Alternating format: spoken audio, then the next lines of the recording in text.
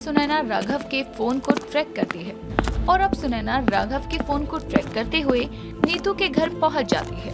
ये देखकर सुनैना खुद से कहती है, आखिर राघव यहाँ कर क्या रहे हैं और ये घर किसका है? नीतू कौन है? आखिर नीतू है कौन और राघव यहाँ क्या कर रहा है? इन सभी सवालों का जवाब अब सुनैना जानना चाहती थी। सुनैना अपने पति राघव के साथ रहा करती थी। राघव सुनैना को बहुत प्यार करता था। सुनैना और राघव की जिंदगी बहुत ही खुशहाल तरीके से गुजर रही थी, लेकिन कौन जानता था कि सुनैना के इस खुशहाल जीवन को बहुत ही जल्द नजर लगने वाली है। ऐसे ही एक रात सुनैना अपने पति का इंतजार कर रही थी, तो वहीं राघव ऑफिस में अपने काम में व्यस्त था। सुनैना राघव को कॉल करती है और उससे कहती है, राघव जी, रात के 11 बज गए हैं, पर आप हैं कि अभी तक घर नहीं आए। कब तक घर आएंगे आप? सुनैना डार्लिंग, सॉरी, पर मैं कब तक आ सकता हूँ कब तक नहीं ये मैं तुम्हें नहीं बता सकता, क्योंकि ऑफिस में बहुत काम है और उसको निपटाना मेरा काम है। I hope you will understand. Raghav अब कॉल कट कर काम करने लगता है। तभी उसके पास नीतू नाम की एक लड़की आती है। नीतू काफी सुंदर थी और नीतू का गोरा रंग और उसकी नीली आंखें देख मानो राघव उस पर फिदा हो जाता है और उसको एकटक निहारता रहता है। इतने में राघव को यूं इस तरह खुद को देखते हुए देखकर नीतू उससे कहती है, मिस्टर राघव, आप ऐसे क्या देख रहे हैं? नहीं, कुछ नहीं, मैं बस देख रहा था। नहीं मतलब सोच रहा था कि आपको मैंने कभी देखा नहीं है। आप नई एम्प्लॉय हैं क्या? नहीं, मैं नई एम्प्लॉय नहीं हूँ। मैं यहाँ की सुपरवाइजर हूँ और मैं ऑफिस बहुत ही कम आती हूँ। जब मुझे सर से ये पता चला कि आज रात आप इस ऑफिस में रुके हैं और आपके ऊपर काम का बहुत बर्डन है, तो मैं यहाँ आपकी मदद करने के लिए आई हूँ। अच्छा जी, आइए मदद कीजिए फिर। नीतू अब राघव के काम में उसकी मदद करने लगती है। ऐसे ही रात के 3 बज जाते हैं और अब जब राघव अपने घर आता है तब सुनैना उससे कहती है, टाइम दिख रहा है? सॉरी यार, आई एम रियली सॉरी, काम आज बहुत ज्यादा था इसलिए। ठीक है, कोई बात नहीं, चलो चलकर खाना खाते हैं। सुनैना, मैं खाना खाकर आया हूँ तो मैं सोने जा रहा हूँ, तुम खा लो। राघव अब सोने के लिए चले जाता है तो वहीं बेचारी सुनैना को ये देखकर बहुत बुरा लगता है और सुनैना भी अब बिना खाए ही सो जाती है। यूं ही समय गुजरता है। समय के साथ राघव सुनैना से कटने लगता है और राघव की नजदीकियां नीतू से बढ़ जाती है। समय यूं ही बीतता है और एक सुबह सुनैना घर में खाना बना रही थी। तभी राघव आता है और सुनैना से कहता है, सुनैना यार, तुम कुछ दिनों से क्या कर रही हो? मैं क्या कर रही हूँ राघव जी? तुम जानती हो कि मैं अब ऑफिस जल्दी जाता हूँ, पर फिर भी तुम जानबूझकर खाना लेट बनाती हो ताकि मैं ना खा सकूं। नहीं राघव जी, ऐसा नहीं है, बस खाना बनने वाला है। आप जब तक चाय पी लीजिए, और वैसे भी आप जब तक चाय पियेंगे मेरा खाना भी बन जाएगा। मुझे नहीं खाना पीना कुछ भी, मैं जा रहा हूँ। सुनैना के ऊपर राघव चिल्लाकर चला जाता है। राघव को इतने गुस्से में और खुद से दूर होता हुआ देखकर सुनैना खुद से कहती है, राघव जी को क्या हुआ है? वो इस तरह रिएक्ट क्यों कर रहे हैं? खैर कोई बात नहीं, मैं ही इनके ऑफिस जाकर इन्हें सरप्राइज दे दूंगी। सुनैना राघव को सरप्राइज देगी, ये सोचकर वो खुश होती है और अब जल्दी से खाना बनाकर वो खाना पैक कर अपने राघव के ऑफिस जाने के लिए निकल जाती है। थोड़ी देर बाद सुनैना राघव के ऑफिस पहुंच जाती है और रिसेप्शनिस्ट से कहती है, एक्सक्यूज मी मैडम, क्या आप राघव जी को बुला सकती हैं? सॉरी मैडम, पर आज राघव तो ऑफिस ही नहीं आए हैं। क्या राघव ऑफिस नहीं आए? पर वो तो घर से ऑफिस के लिए ही निकल गए थे। मैडम, हमें नहीं पता, वो आपके और आपके हस्बैंड के बीच की बात है, इसमें हम कुछ नहीं कर सकते। राघव ऑफिस नहीं आए मतलब क्या है? अगर राघव ऑफिस नहीं आए तो कहाँ गए वो? नहीं, मैं भी ना कुछ भी सोच रही हूँ। मैं उन्हें कॉल ही कर लेती हूँ। सुनैना अब राघव को कॉल करती है, लेकिन राघव फोन नहीं उठाता और सुनैना हार नहीं मानती। वो बार बार कॉल करती है। जहाँ एक तरफ सुनैना अपने पति के लिए परेशान हो रही थी, तो वहीं राघव नीतू के साथ उसके घर में उसके साथ एक रोमांटिक दिन बिता रहा था। बार बार सुनैना का फोन आते देखकर नीतू राघव से कहती है, राघव, किसका कॉल आ रहा है बार बार? वो किसी का नहीं डार्लिंग, छोड़ो इस कॉल को। राघव सुनैना की कॉल बार बार इग्नोर किए जा रहा था। तो वहीं अब सुनैना राघव के फोन को ट्रैक करती है और अब सुनैना राघव के फोन को ट्रैक करते हुए नीतू के घर पहुंच जाती है। ये देखकर सुनैना खुद से कहती है, आखिर राघव यहाँ कर क्या रहे हैं और ये घर किसका है? नीतू कौन है? आखिर नीतू है कौन और राघव यहाँ क्या कर रहा है।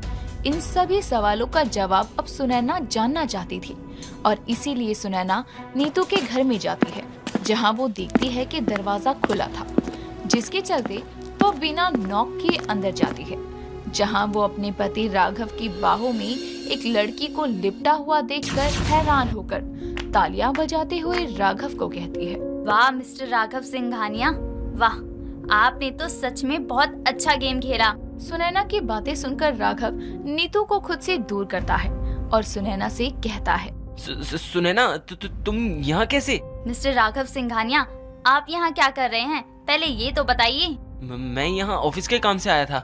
अच्छा, ऑफिस का काम यूँ इस तरह होता है? मैंने तो आज तक ऐसा काम नहीं देखा जहाँ एक लड़का एक लड़की की बाहों में लिपट कर काम कर रहा हो। क्यों झूठ बोल रहे हो राघव?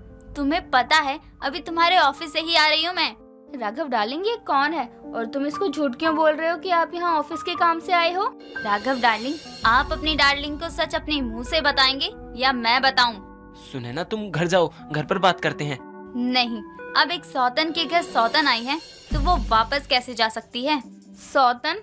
कौन सौतन? और तुम हो कौन? मैं सुनैना हूँ, राघव की पत्नी, वो भी पहली नहीं बल्कि दूसरी। राघव ने तो पहले भी अपनी एक पत्नी को छोड़ रखा है। क्यों राघव, सही बोल रही हूँ ना मैं? राघव, ये क्या बोले जा रही है? तुमने तो मुझसे शादी की है ना, तो फिर ये कौन है और ये क्या कर रही है? और ये तुम्हारी दूसरी पत्नी है, मतलब इससे पहले भी तुमने एक और शादी कर रखी है? अरे ये क्या जवाब देगा, मैं बताती हूँ तुम्हें इसकी सारी सच्चाई।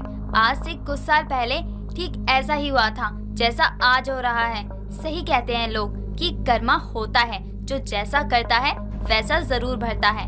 आज नहीं तो कल, कल नहीं तो परसों, परसों नहीं तो 1 साल बाद, 1 साल बाद नहीं तो 10 साल बाद, पर उसके साथ वैसा ही होता है जैसा वो करता है। आज से कुछ साल पहले मेरी मुलाकात राघव से हुई थी और राघव ने मुझसे शादी कर ली, लेकिन मैं इस बात से अनजान थी कि राघव पहले से ही शादीशुदा है। और ठीक ऐसे ही जैसे आज मैं तुम्हारे सामने खड़ी हूँ, ठीक इसी तरह से सुनीता मेरे घर पर खड़ी थी। सुनीता राघव की पहली पत्नी थी। सुनीता राघव से बहुत प्यार करती थी, पर इस बात से अनजान थी कि उसका पति उसे धोखा दे रहा है। वो उस पर आंखें बंद करके विश्वास करती थी। ऐसे ही एक दिन सुनीता को उसके भाई का कॉल आता है और वो सुनीता से कहता है, सुनीता, मैंने कहा था ना, जीजा जी तुझे धोखा दे रहे हैं। मैंने उनके खिलाफ सबूत इकट्ठा कर लिया है। तेरे पास अभी कुछ फोटोज आएंगी और मैं तुझे एक एड्रेस दे रहा हूँ, उस पर चली जा, तुझे सब पता चल जाएगा। सुनीता का भाई जैसे ही कॉल कट करता है, वैसे ही उसके पास कुछ फोटोज आती है जिसमें राघव एक लड़की के साथ था। तभी उसका भाई एड्रेस भी सेंड करता है। अब अपने भाई के कहे अनुसार ही सुनीता उस घर में जाकर देखती है कि राघव एक लड़की की बाहों में है और उसको देखकर सुनीता कहती है, तुम कौन हो और मेरे पति के साथ? मैं सुनैना, और ये कैसी बातें कर रही हो तुम? राघव मेरा पति है, समझी तुम? अब निकलो मेरे घर से। नहीं सुनैना बहन, ये मेरे पति है राघव। मैं तुम्हें अपनी शादी की फोटोज भी दिखा सकती हूँ। ये देखो। राघव, तुम पहले से ही शादीशुदा हो, लेकिन तुमने मुझे नहीं बताया। सुनैना, क्या बताता कि मुझे ये अपने साथ जबरदस्ती रख रही है। मैं इसके साथ नहीं रहना चाहता, बल्कि ये मुझे अपने साथ रहने के लिए ब्लैकमेल करती है। तुम्हें शर्म नहीं आई एक औरत होकर ऐसी हरकत करते हुए? निकल जाओ यहाँ से। मैंने कुछ नहीं किया राघव जी, आप झूठ क्यों बोल रहे हैं? सुनैना सुनीता की एक नहीं सुनती और उसको धक्के मारकर निकाल देती है। और जब मुझे बाद में पता चला कि वो सच बोल रही थी, तो मुझे खुद पर बहुत गुस्सा आया। मैंने सुनीता को काफी ढूंढा, पर वो कहीं नहीं मिली। बाद में मुझे उसके भाई से ये पता चला कि उसने अपनी जान दे दी, और मैं लिख कर दे रही हूँ, अभी भी ये वही पुराना नाटक करेगा। राघव, क्या ये सच है? हाँ, ये सच है, पर बस, मैं ना तो सुनीता हूँ ना ही सुनैना हूँ, मैं नीतू हूँ, नीतू, समझे तुम? मैं तुम्हें छोड़ूंगी तो नहीं। तुमने सिर्फ मेरी ही नहीं बल्कि 2 जिंदगियां और बर्बाद की हैं, और इसकी सजा तो मैं तुम्हें दिलवा कर रहूंगी। नीतू अब पुलिस को कॉल करती है और राघव को अरेस्ट करवा देती है। धनवती देवी के 3 बेटे थे। तीनों ही बड़े सुशील और अपनी माँ के आज्ञाकारी थे। धनवती के पड़ोस में ही किराए के घर में क्यूटी नाम की एक लड़की रहा करती थी, जिसे धनवती के बेटों में बड़ी दिलचस्पी रहा करती थी। वो हमेशा उन्हें देखने के लिए किसी न किसी बहाने से धनवती के घर चली जाया करती थी। ऐसे ही एक रोज पकोड़े हाथ में लेकर क्यूटी धनवती के घर पहुंच जाती है। नमस्ते आंटी, तबीयत तो ठीक है ना आपकी? हाँ हाँ क्यूटी बेटा, मैं तो भली चंगी हूँ। ये क्या लेकर आई है? पकोड़े बनाए हैं तूने? हाँ आंटी जी, इसलिए सोचा आपको भी दे आऊं, लीजिए ना। तभी वहाँ धनवती का दूसरा बेटा विनय आता है और पकोड़े देखकर खाने लगता है। क्या पकोड़े हैं माँ, पहले बनाती ना, अभी तो मुझे कहीं निकलना है। अरे मैंने नहीं, क्यूटी ने बनाए हैं। अरे वाह, तुम्हें ये सब काम भी आते हैं। मुझे तो लगा सिर्फ 36 तरह का मुंह बनाकर सेल्फी लेना आता है। तुम ना बहुत बेकार हो विनय, लाओ मत खाओ पकोड़े, दो इधर। अरे मजाक कर रहा हूँ। अच्छा माँ, मैं चलता हूँ। तभी विनय प्लेट से 2-4 पकोड़े उठाकर बाहर चला जाता है। तभी क्यूटी उसे प्यार से देखते हुए मन में कहती है, हाय, बस ऐसा ही गबरू जवान मुझे ब्याह कर ले जाए। इन तीनों भाइयों में से ही कोई मेरा बलम बने बस। अरे किस ख्याल में खो गई, सुन रही है? हाँ हाँ कहीं नहीं, बस ऐसे ही। अच्छा आंटी, चलती हूँ अब। हाँ जा, कितनी प्यारी है तू। भगवान तुझे अच्छा पति और उससे भी अच्छा ससुराल दे। पति का तो नहीं पता, लेकिन ससुराल मैंने सिलेक्ट कर लिया है। बस भगवान इस घर के तीनों बेटों में से किसी की पत्नी बनाकर मेरा गृह प्रवेश करवा दे। कुछ देर में क्यूटी वहाँ से चली जाती है। क्यूटी का दिल धनवंती के तीनों बेटों पर डोला हुआ था, लेकिन धनवती या उसके तीनों बेटे ही इस बात से अनजान थे। समय बीतता है और क्यूटी को कुछ समय के लिए दूसरे शहर किसी काम से जाना पड़ता है। जब वो लौटती है तो उसे पता चलता है कि धनवती के तीनों बेटों की शादी हो चुकी है। ये सुनकर उसका दिमाग घूम जाता है और वो खुद से कहती है, शादी तो उन तीनों की हुई, लेकिन बैंड तो मेरा बच गया ना। जरा जाकर तो देखूं मेरे राजकुमारों के पल्ले कौन सी 3 चुड़ैल पड़ी हैं। इतना कहकर वो धनवती के घर पहुंचती है, जहां धनवती की तीनों बहुएं साफ सफाई कर रही थी और धनवती बैठकर टीवी देख रही थी। तभी क्यूटी धनवती को आवाज लगाकर कहती है, अरे क्या बात है आंटी जी, आपने अपने घर में एक नहीं 3 नौकरानी रख ली। नौकरानी नहीं, बहुरानी है हम इस घर की। अच्छा, फिर मेरे सुनने में ही गड़बड़ हो गई होगी। क्या आंटी, मैं कुछ दिनों के लिए गायब क्या हुई? आप तो घर में बहू ले आई, वो भी एक साथ 3। उसकी ये बातें धनवती की तीनों बहुएं सुन रही थी। तभी उनमें से दूसरी बहू अपूर्वा कहती है, अब क्या सासू माँ तुमसे पूछकर अपने बेटों की शादी करती? वैसे सासू माँ, ये है कौन? अपनी तीनों बहुओं का परिचय तो करवाइए इनसे। हाँ, हम भी तो जाने कि कौन है ये मोहतरमा और क्या लगती है हमारी। अरे बहुओं, ये हमारे पड़ोस में ही रहती है, क्यूटी नाम है इसका। बड़ी प्यारी लड़की है, तुम्हारे पतियों की दोस्त भी है। हाँ, और इसलिए तुम तीनों के पतियों को बहुत अच्छे से जानती हूँ। अच्छा, तो ये बात है। अच्छा, तो यहाँ किसी काम से आई हो या फिर घूमते फिरते ही आ गई? मैं तो बस आंटी का हाल चाल पूछने आई थी, चलती हूँ अब। क्यूटी वहाँ से मुंह बनाकर जाने लगती है। तभी सामने से आ रहे अविनाश और विनय को देखकर वो जानबूझकर उनसे टकराकर उनकी बाहों में गिर पड़ती है। वो अविनाश की बाहों में गिरी थी। ये देखकर अविनाश की पत्नी वामिका दोनों को घूरती है। तभी विनय क्यूटी का हाथ पकड़कर कहता है, तुम ठीक तो हो ना? चलते हुए ध्यान तो रखा करो। तुम हो ना मुझे संभालने वाले, बस तो फिक्र क्या। थैंक यू अविनाश, मुझे गिरने से बचाने के लिए। चलती हूँ अब। क्यूटी वहाँ से मुस्कुराकर चली जाती है और अपने घर जाकर खुद से कहती है, नहीं, मैं हार नहीं मानने वाली। शादी हो गई तो क्या, मैं ऐसी चाल चलूंगी कि एक न एक की पत्नी तो खुद ही मेरे इस घर की बहू बनने का रास्ता खाली कर देगी। क्यूटी भी अब अपने इरादे की पक्की थी। तो वहीं धनवंती की तीनों बहुओं को क्यूटी कुछ अटपटी नजर आती है, तो वो रसोई में काम करते हुए आपस में कहती हैं, भाभी, ये क्यूटी पड़ोसन कुछ अजीब नहीं है? क्यों? उसने हमें बहुरानी की जगह नौकरानी समझ लिया इसलिए? नहीं नहीं भाभी, देखा नहीं आपने वो देवर जी की बाहों में कैसे गिरी? और विनय ने जब उसका हाथ पकड़ उससे कुछ पूछा तो कैसे शर्माकर जवाब दे रही थी। मानो या न मानो, ये क्यूटी ठीक नहीं है। ओहो, सासू माँ ने कहा था कि वो हमारे पतियों की दोस्त है, वो भी काफी समय से। फिर भी तुम दोनों शक कर रही हो? दोस्त नहीं, बल्कि हमारी सौतन वाले हाव भाव दिख रहे हैं उसके। और भाभी, आप भूल रही हो कि लड़का लड़की कभी दोस्त नहीं होते, और एक लड़की तीनों की दोस्त हो? बिल्कुल भी नहीं। तुम दोनों काम पर ध्यान दो, फालतू बातें छोड़ो। शालिनी क्यूटी के बारे में ऐसा नहीं सोचती। समय बीतता है। अब क्यूटी समय समय पर तीनों भाइयों में से किसी न किसी से बातचीत करती रहती। जैसे कभी सुबह कहीं जाने के लिए किसी बहाने शालिनी के पति आरव से लिफ्ट मांग लिया करती, तो कभी गली में टहल रहे अविनाश को जबरदस्ती बाजार ले जाया करती, तो कभी घर किसी बहाने से आकर विनय के साथ शतरंज खेलने बैठ जाया करती। उसकी ये सब बातें धनवंती की बहू की आंखों में खटकती थी। एक रोज जब आरव ऑफिस जाने के लिए निकल रहा था, तभी क्यूटी भी वहाँ आती है, लेकिन उसके बाइक पर बैठने से पहले शालिनी बाइक पर बैठकर कहती है, क्यूटी माफ करना, आज ये तुम्हें नहीं ले जा सकते। ऐसा करो, नुक्कड़ पर जाकर रिक्शा कर लो।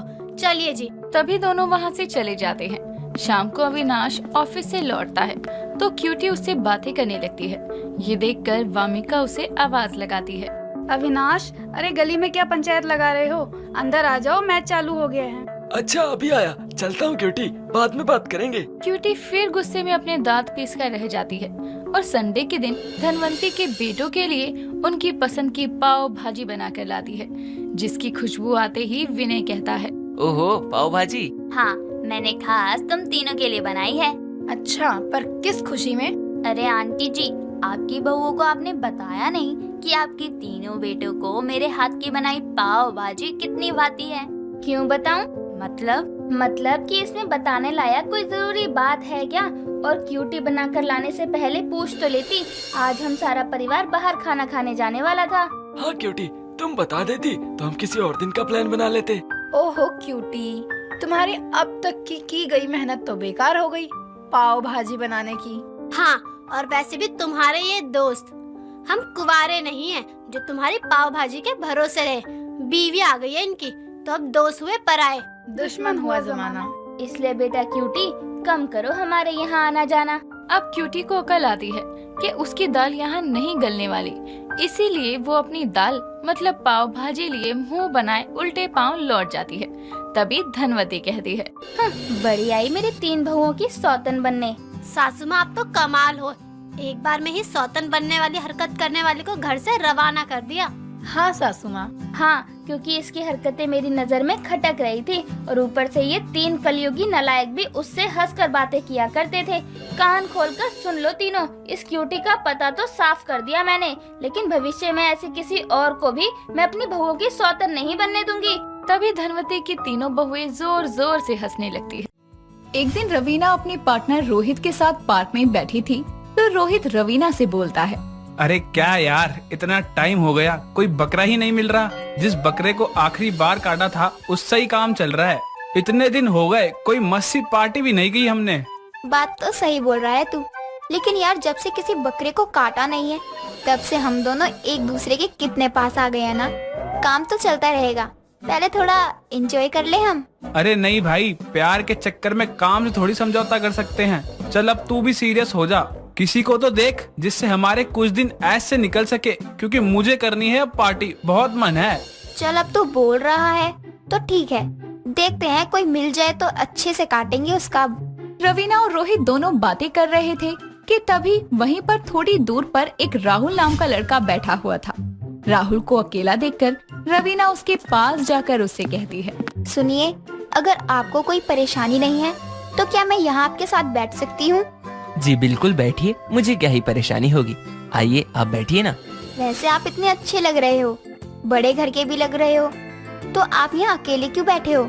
आपकी गर्लफ्रेंड तो होगी ना, वो कहाँ है? आपके साथ नहीं आई क्या? दरअसल हम दोनों का ब्रेकअप हो गया, उसकी आज ही शादी है। बहुत परेशान था तो मैं यहाँ आकर बैठ गया और अच्छा लगा आप एक अजनबी होकर भी मुझसे पूछ रही हो, वरना आजकल तो अपने भी नहीं पूछते। मैं आपको बहुत देर से देख रही थी, आप उदास लगे तो मुझसे और देर तक आपको ऐसा देखा नहीं गया, तो बस मैं आ गई आपके पास आपका दर्द बांटने। आजकल तो सबके साथ यही होता है। क्या आपके साथ भी ऐसा कुछ हुआ है क्या? गलत मत समझना, अब आपने सामने से मेरे दर्द को बांटने के लिए बोला है तो आप दर्द में रहोगी तो मुझे भी तो अच्छा नहीं लगेगा ना। आप कितने अच्छे हो, ऐसा लग ही नहीं रहा कि मैं आज ही आपसे मिली हूँ। ऐसा लग रहा है हम दोनों एक दूसरे को कब से जानते हैं, बस किस्मत ने हमें आज मिलाया है। हाँ, मुझे भी ऐसा ही कुछ लग रहा है। अब आप अपना दर्द भी मुझसे बांट सकते हो, क्या पता आपको भी मेरे साथ अपना दर्द बांटने के बाद अच्छा महसूस होने लगे। राहुल और रवीना दोनों आपस में बातें करने लगते हैं। और धीरे धीरे दोनों की बातें बढ़ने लगती है। उसके बाद राहुल रोज रवीना के साथ कभी घूमने तो कभी किसी बड़े से होटल में जाने लगता है। राहुल तो पहले से ही अमीर था, इसीलिए रवीना भी उसके साथ मजे करने लगती है। कुछ दिनों तक ऐसा ही चलता है। कुछ दिनों बाद राहुल और रवीना दोनों एक बड़े से होटल में थे, जहां राहुल ने बहुत अच्छी तैयारी कर रखी थी।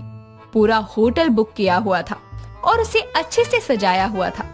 रवीना जब आती है तो राहुल रवीना से कहता है, रवीना, मैं तुमसे बहुत प्यार करने लगा हूँ।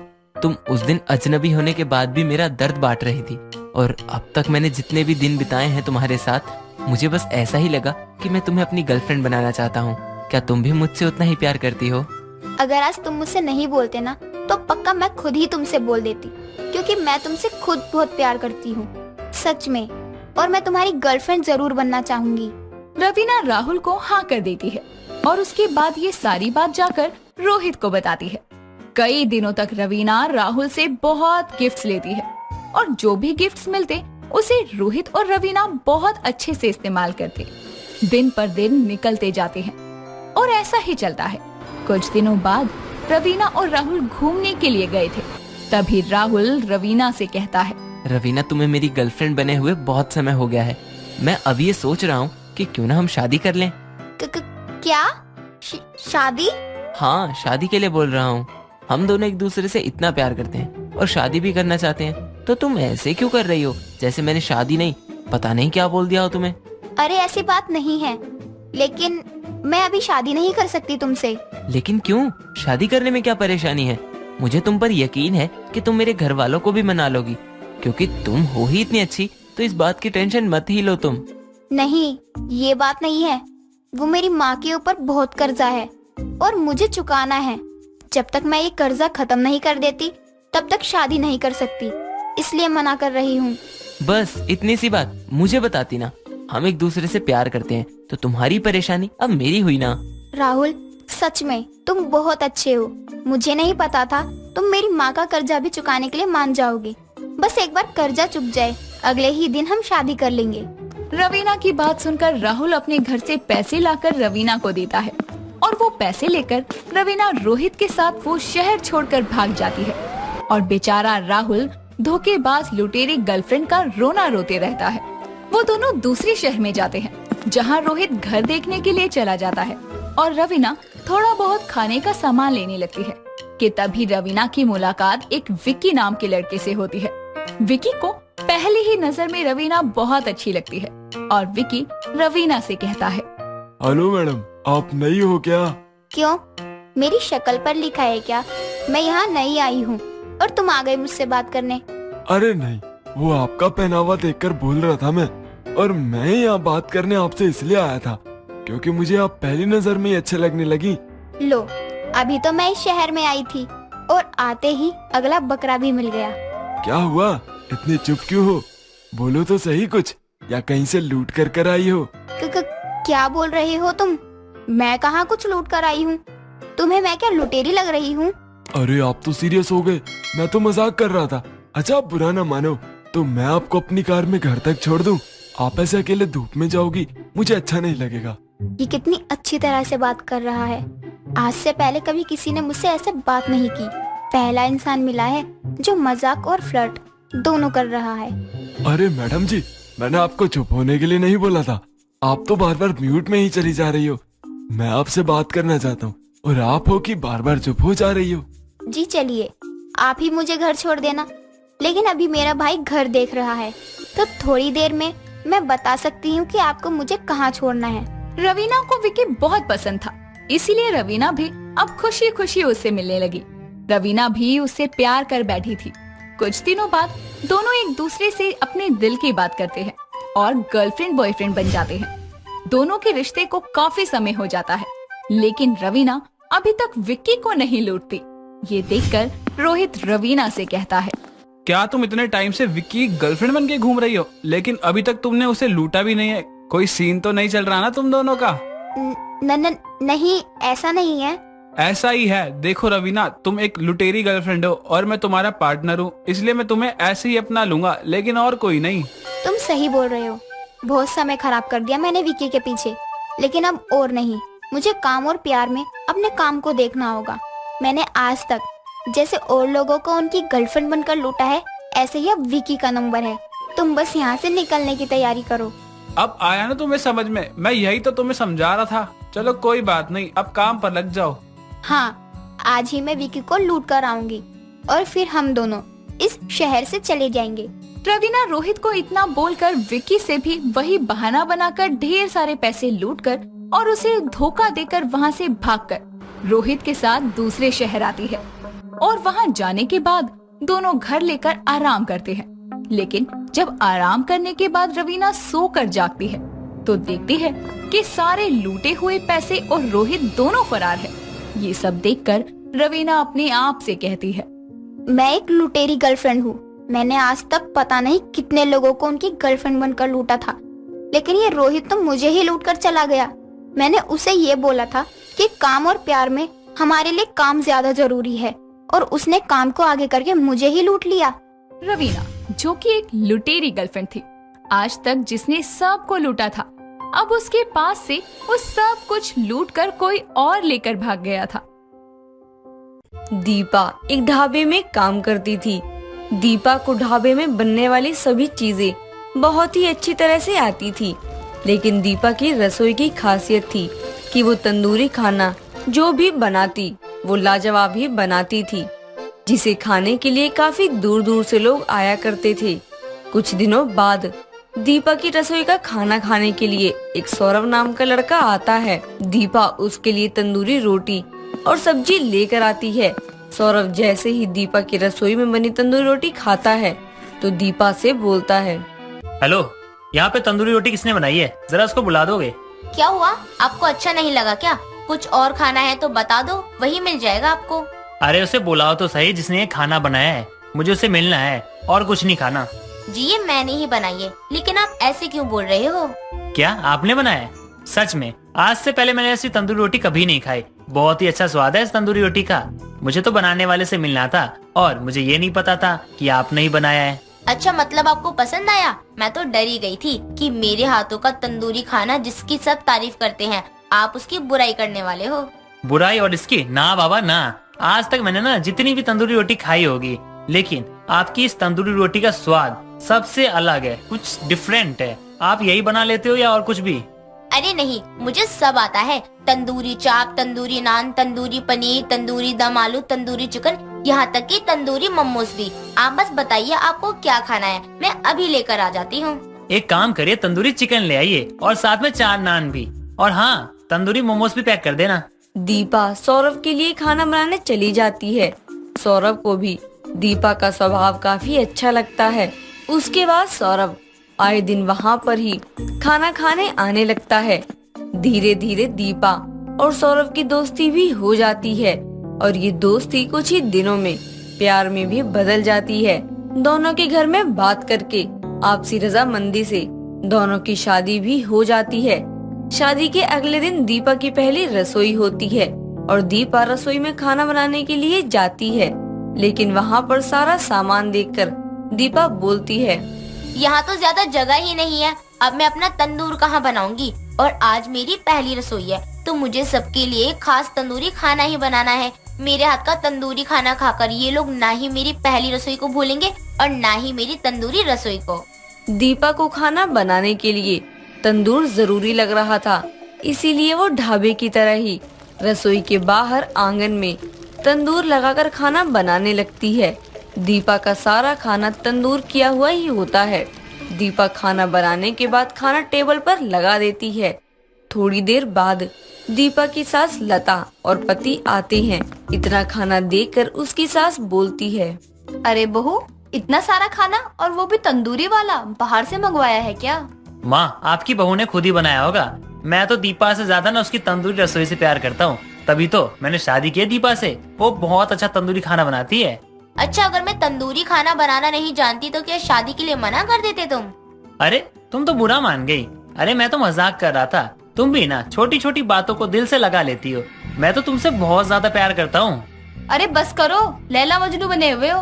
और बहू, घर में तो तंदूर भी नहीं है, तो तूने इतना सारा तंदूरी खाना कैसे बनाया? माँ जी, घर में तंदूर नहीं है तो क्या हुआ, मुझे तंदूर भी बनाने आता है। और तंदूरी खाना बनाने से पहले मैंने तंदूर बनाया और फिर बाद में तंदूरी खाना बनाया। खाकर बताओ कैसा है। तूने तंदूर लगाया है? घर में आग लगाकर मानेगी क्या? तंदूर कहाँ लगा दिया तूने? अरे माँ जी, आप चिंता क्यों कर रही हो? मुझे पता है, घर में देसी तंदूर लगाने से पूरे घर में धुआं हो जाता है, इसलिए मैंने तंदूर बाहर आंगन में रखा है। लो, फिर तूने अपनी तंदूरी रसोई बाहर आंगन में ही बना दी। इतना बोलकर लता पहले खाना खाती है और फिर उसे दीपा का बनाया हुआ तंदूरी खाना बहुत अच्छा लगता है और अब दीपा हमेशा ही तंदूरी खाना ही बनाने लगती है। कुछ दिनों बाद दीपा बाहर आंगन में तंदूरी रोटी बना रही होती है। तभी वहाँ उसके पास लता आती है और दीपा से बोलती है, बहू, तू 3 लोगों के लिए रोज रोज यहाँ तंदूर लगाकर बैठ जाती है। तेरी रसोई तंदूरी ही रहने वाली है क्या? माँ जी, जो मुझे खास आता है मैं वही बनाऊंगी ना। और आप बताओ, आपको तंदूरी खाना अच्छा नहीं लगता क्या? नहीं, ऐसा है कि अच्छा नहीं लगता है, लेकिन बस घर में खाना खाने वाले हम 3 लोग हैं और तू अपनी तंदूरी रसोई लेकर बाहर आंगन में ही बैठी रहती है। आस पड़ोस के लोग देखते हैं यहाँ। हाँ, तो इसमें परेशानी ही क्या है? आस पड़ोस के लोगों को भी बुला लो, मैं भी उन्हें अपनी तंदूरी रसोई का स्वाद चखा दूंगी। फिर तो सब आपकी और आपकी बहू की तंदूरी रसोई की तारीफ करेंगे। नहीं बहू, ऐसा थोड़ी होता है। तू अपनी तंदूरी रसोई से हटकर भी तो कुछ और बना सकती है ना। अब तंदूरी खाना बनाने में कितनी मेहनत लगती है रोज रोज, बिना बात के इतनी मेहनत क्यों करना? माँ जी, आपको गलत लगता है। तंदूरी खाना ही सबसे आसान होता है, इसे बनाने में ज्यादा समय भी नहीं लगता है और जल्दी से बन भी जाता है। लेकिन बहू, तू मेरी बात समझ क्यों नहीं रही है? माँ जी, आप मेरी बात सुनो और अंदर जाकर बैठो। मैं आपके लिए अभी गर्मा गर्म तंदूरी चाय लेकर आती हूँ। तंदूरी चाय पीकर पूरा मूड ठीक हो जाएगा। दीपा अपनी सास को चुप करवा देती है और अंदर भेज देती है। लता अपनी बहू की तंदूरी रसोई से बहुत परेशान हो रही थी, लेकिन दीपा को समझाने का कोई फायदा नहीं था क्योंकि वो किसी की बात सुनने को राजी ही नहीं थी। कुछ दिनों बाद लता की पड़ोसन सरला आती है और लता से बोलती है, अरे लता बहन, कैसी हो? घर में सब ठीक ठाक तो है ना? हाँ, सब ठीक है। तू बता, आज कैसे मेरे घर आ गई? कोई काम आ गया या कोई बात है? बात है, तभी तो आई हूँ। क्या बात है, बता। मैं इस सोसाइटी की सेक्रेटरी हूँ, तो मुझे तुम्हारे लिए कुछ शिकायत मिली है, इसीलिए आई हूँ। शिकायत मिली है? लेकिन कैसी शिकायत? मैंने क्या कर दिया? वो जो तुम्हारी बहू ने बाहर आंगन में तंदूर लगा रखा है ना, उसका धुआं लोगों को परेशान कर रहा है, इसीलिए आई हूँ कि वो तंदूर हटा वहाँ से। सरला शिकायत कर ही रही होती है कि इतने में वहाँ दीपा आ जाती है और ये सब सुनकर बोलती है, अरे, हम अपने घर में अपने आंगन में कर रहे हैं ना, तो ये सोसाइटी वालों को क्या परेशानी हो रही है? देखो, भले ही तुम अपने घर में कर रही हो, लेकिन उसके धुएं से लोगों को तो परेशानी हो रही है ना। अच्छा, ऐसे तो हमें भी सोसाइटी के काफी लोगों से काफी ज्यादा परेशानी है, लेकिन हमने तो कुछ नहीं बोला और मेरी तंदूरी रसोई से लोगों को दिक्कत हो गई। बहू, तू प्यार से उनकी बात तो सुन ले। और वो गलत भी क्या बोल रही है? शिकायत मिली है तभी तो यहाँ आकर हमें बता रही है, और तू है क्यों नहीं बोल रही है? माँ जी, आप भोली हो इसलिए आप सुन लेती हो, लेकिन मैं सब अच्छे से समझती हूँ। आप बोल देना कि घर हमारा है तो हमारी भी मर्जी चलेगी। जिसको परेशानी हो रही है वो अपना खुद देख ले। दीपा सरला की बात को भी नहीं सुनती है और उसे इतना बोलकर घर से जाने को बोल देती है। दीपा की तंदूरी रसोई से अब उसके सोसाइटी वालों को भी परेशानी होने लग रही थी, इसीलिए ये सारी बात लता जाकर अपने बेटे को बताती है। और कुछ दिनों बाद सौरभ दीपा के लिए एक इलेक्ट्रिक तंदूर लेकर आता है और अपनी माँ और दीपा को दिखाते हुए बोलता है, दीपा, तुम्हें तंदूरी रसोई पसंद है, लेकिन उससे लोगों को बहुत ज्यादा परेशानी हो रही है। अब से तुम तंदूर में खाना नहीं बनाओगी, बस। ये आप क्या बोल रहे हो? आपको पता है ना मुझे तंदूरी खाना बनाना कितना अच्छा लगता है, और ये तो हो ही नहीं सकता कि मेरी रसोई तंदूरी ना हो, इसलिए आप ना मजाक करना बंद करो। बहू, कम से कम अपने पति की बात तो सुन ले। अब तक जो कोई तुझे मना कर रहा है, किसी की बात नहीं सुन रही थी तू। तेरा पति कुछ बोल रहा है तो सही बोल रहा होगा, उसी की बात का मान रख ले। माँ जी, मान रखने की बात अलग है और तंदूरी रसोई की बात अलग है। मुझे मेरी रसोई में तंदूर चाहिए। आपकी बहू की रसोई तंदूर के बिना नहीं हो सकती। हाँ तो मना कौन कर रहा है, मैं तो बस ये कह रहा हूँ कि तुम तंदूर में खाना मत बनाना। मैं तुम्हारे लिए ना इलेक्ट्रिसिटी से चलने वाला तंदूर लेकर आया हूँ। तुम इसमें खाना बनाना, जिससे आप किसी को कोई प्रॉब्लम नहीं होगी। क्या आप मेरे लिए इलेक्ट्रिक तंदूर लेकर आए हो? ये बिजली से चलने वाला तंदूर है? हाँ, तुम इसमें ना आराम से तंदूरी खाना बना सकती हो और तुम्हारी रसोई भी तंदूरी रहेगी। सौरभ का लाया हुआ इलेक्ट्रिक तंदूर देखकर दीपा बहुत खुश होती है और अब उसमें ही खाना बनाती है। इलेक्ट्रिक तंदूर में खाना बनने से लता को भी कोई परेशानी नहीं होती है। कहने को तो शालू और राधा ननद भाभी थी, लेकिन शालू अपनी भाभी राधा को कोई खास पसंद नहीं करती थी। हमेशा ही उसकी इंसल्ट करने के बहाने ढूंढती रहती थी, क्योंकि शालू शहर की रहने वाली थी, वहीं उसकी भाभी गांव की थी, जिसके चलते उसको अपनी भाभी बोलने में शर्मिंदगी महसूस होती थी। ऐसे ही एक रोज सुबह के समय कावेरी अपनी बहू राधा को लेकर अपनी बेटी शालू के कमरे में जाती है और उसे फोन चलाते हुए देखकर कहती है, ये देखो जरा महारानी को, सुबह सुबह आराम से अपने कमरे में बैठी फोन चला रही है। कभी कमरे से बाहर निकलकर घर के कामों में भी अपनी भाभी की मदद कर लिया कर। माँ मैं फोन नहीं चला रही हूँ, बल्कि अपनी पढ़ाई से जुड़ी कुछ चीजों को ऑनलाइन क्लास ले रही थी। आपको तो बस यही लगता है कि मैं हमेशा फोन में ही लगी रहती हूँ। कोई बात नहीं ननद जी, आप पढ़ाई कर लो, हम बाद में आ जाएंगे बात करने के लिए। चुप कर बहू तू, तुझे कुछ नहीं पता है। और तू लगना क्या है, जो हमेशा दिखाई देता है वही बोल रही हूँ। अच्छा ठीक है माँ, वैसे भी आपसे बहस में कोई जीत नहीं सकता। आप बताइए कि सुबह सुबह मेरे कमरे में क्या कर रही हैं इनको लेकर। पहली बात तो ये कि ये तेरी भाभी है और तू राधा बहू को भाभी बोलकर बुलाया कर। और तुझे अपनी भाभी को मार्केट लेकर जाना है करवा चौथ की शॉपिंग के लिए, साथ ही पार्लर भी लेकर जाइयो। और बहू का पहला करवा चौथ का व्रत है, तो उसमें कोई कमी नहीं चाहती मैं। माँ मैं आपको क्या इनकी असिस्टेंट लगती हूँ क्या, जो हर जगह इनको लेकर जाऊँ? ले ही जाना है तो भैया को लेकर जाए, मैं इनको लेकर कहीं नहीं जाने वाली हूँ। देख तेरा भाई बाहर गया है, शाम तक आएगा और मुझे भी कहीं बाहर जाना है बहुत जरूरी काम से। और बहू अभी गांव से आई है, उसे रास्ता पता नहीं है, इसलिए बोल रही हूँ तुझे जाने के लिए। तो फिर किसने कहा था कि मेरे लिए गांव वाली भाभी लेकर आओ? मेरी सभी सहेलियों की भाभी तो देखो कितनी मॉडर्न और कितनी अच्छी है, शहर की है, और एक मेरी भाभी है गांव की गंवार भाभी। जाने दीजिए माँ जी, मुझे कुछ नहीं चाहिए, ना ही मुझे कहीं जाना है। राधा इतना कहकर वहाँ से चली जाती है। उसको उदास कमरे में जाते हुए देखकर कावेरी शालू को बहुत सुनाती है। अपनी माँ को इतने गुस्से में देखकर वो अपनी माँ की बात मान लेती है और थोड़ी देर बाद अपनी भाभी राधा के साथ तैयार होकर मार्केट के लिए निकल जाती है। शालू जैसे ही राधा को लेकर मॉल में पहुँचती है, तभी उसकी नजर एस्केलेटर पर जाती है, जिसे देखकर वो बड़ी जोर से चिल्लाते हुए शालू से कहती है, ननद जी वो देखिए चलाने वाली सीढ़ियाँ। हाय दैया, आज हम इसको पहली बार देख रहे हैं। ये तो बिल्कुल जादू है, एक सीढ़ी पर पैर रखो, बस खुद ही ऊपर पहुंच जाओ। आप ये क्या कर रही हैं? उठिए, सब लोग आपको ही देख रहे हैं। और इससे चलने वाली सीढ़ियाँ नहीं, एक्सीलेटर कहते हैं। हे भगवान, कहाँ से मुझे एक गांव की भाभी दे दी, जिन्हें एक्सीलेटर का मतलब ही नहीं पता। उसे देखकर ऐसे खुश हो रही है जैसे पता नहीं क्या देख लिया हो। आपने सुना नहीं मैंने क्या कहा आपसे? सुन लिया ननद जी, लेकिन एक बार जरा इसको जी भर के देख तो लेने दीजिए, तब चलते हैं आगे। आगे चलने के लिए उठना तो पड़ेगा, और हमें इसी से ऊपर जाना है।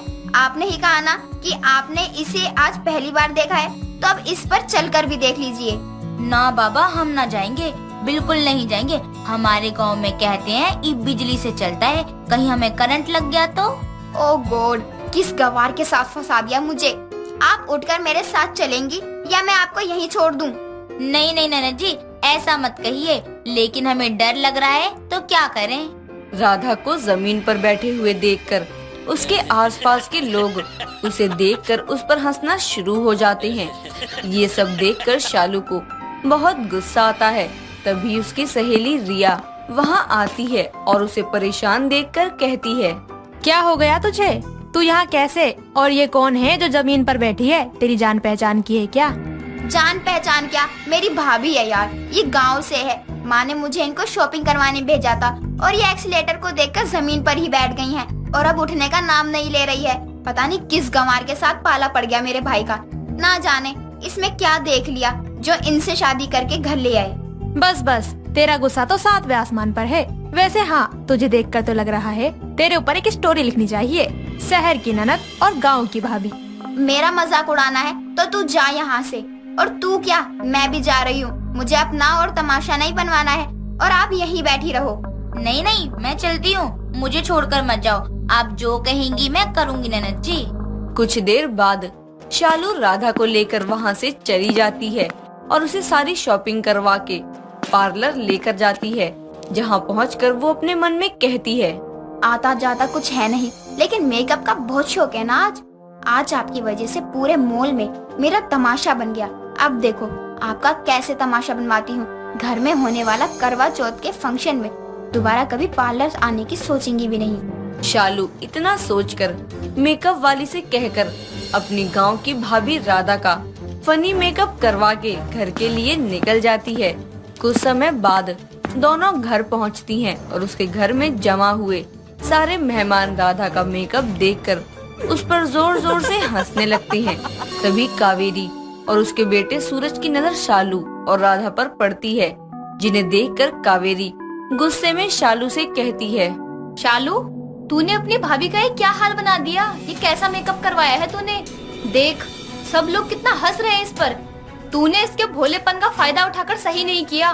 माँ, मैंने क्या किया है? आपने कहा पार्लर ले जाओ, तैयार करवा के ले आई मैं अभी ने। अब इन पर मेकअप शूट नहीं किया तो मैं क्या कर सकती हूँ?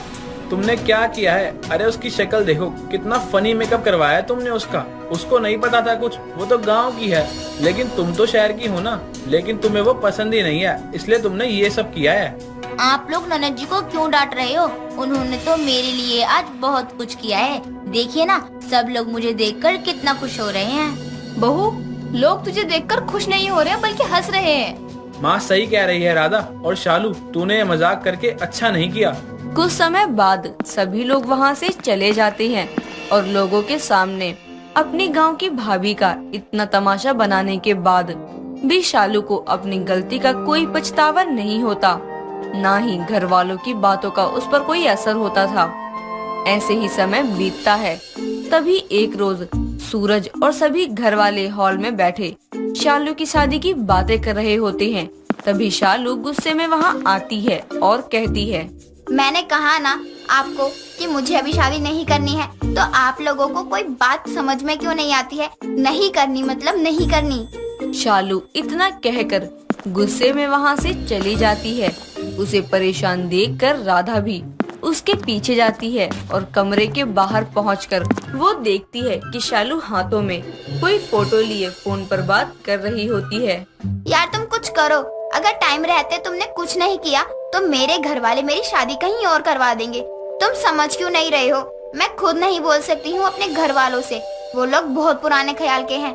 शालू इतना कहकर फोन कट कर देती है और फोटो को बेड पर रखकर बाथरूम में चली जाती है।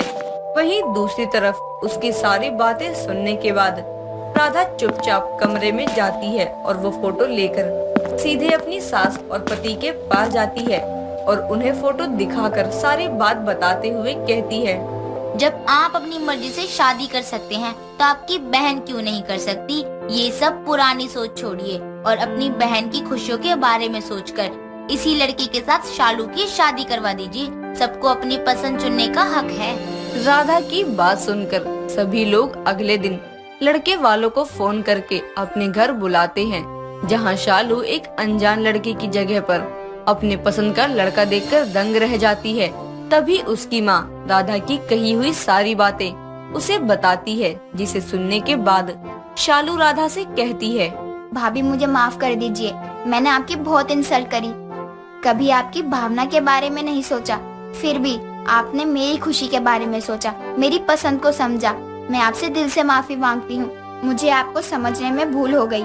इस तरह से गांव की भाभी राधा अपनी शहर की ननद शालू का दिल जीत लेती है, जिसके बाद शालू अपनी गांव की भाभी को दिल से अपना लेती है और दोबारा फिर कभी उसे गांव की होने का ताना ना मारने का वादा भी करती है।